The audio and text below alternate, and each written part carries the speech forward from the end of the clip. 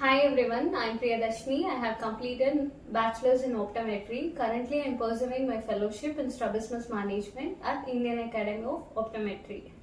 Today, I am going to demonstrate identification of the squint based on the direction of deviation, competency, corneal reflex, cover test. Strabismus is nothing but misalignment of eye or the deviation of the eye. Based on the deviation, it is again classified into esodiviation, exodiviation, hyperdeviation, hypodeviation. If the eye is deviated outward, it is known as exodiviation. If the eye is deviated inward, it is known as esodiviation.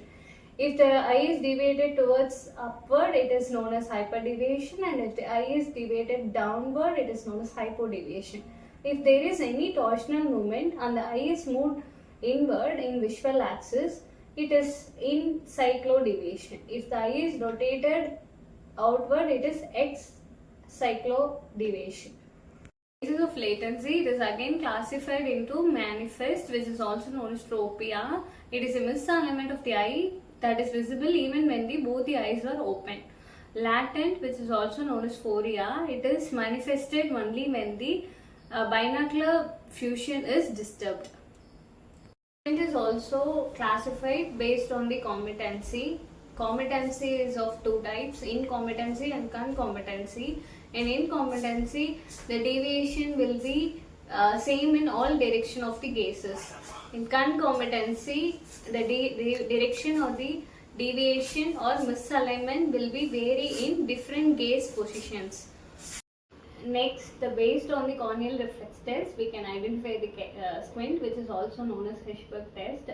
It is performed using torchlight. For this, we should shine the light onto the nose bridge of the patient, and we will be noting the corneal reflex and the alignment of the corneal reflex. If the light reflex is directed nasally, it is known as exodeviation. If the light reflex is directed temporally, it is known as the esodiviation. If the light reflex is upward, it is hypodeviation, and if the light reflex is downward, it is hyperdeviation. Of deviation is based on the light reflex. If the light reflex is at the pupillary margin, the degree of deviation is 15 degree. If the corneal reflex is between the pupillary margin and the limbal margin, the degree of deviation is 30 degree. If it is at the limbal margin, it is noted that 45 degree of deviation. If the corneal reflex is at the sclera, it is noted as 60 degree or more than that deviation. Now I am going to explain the cover test in front of the patient. Now I am going to start assessing the patient. We will start first with the competency test.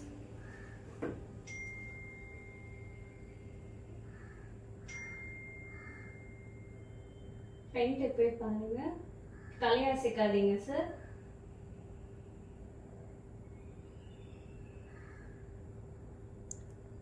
Okay.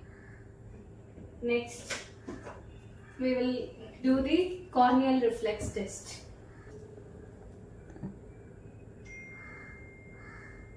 The reflex is at the center of the margin, so the patient is ortho. Now I am going to start with the cover test. Give the distance target to the patient. Durama paarenga sir.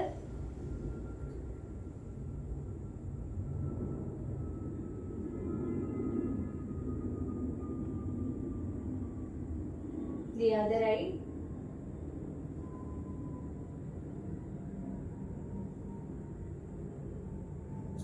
Now alternate cover test.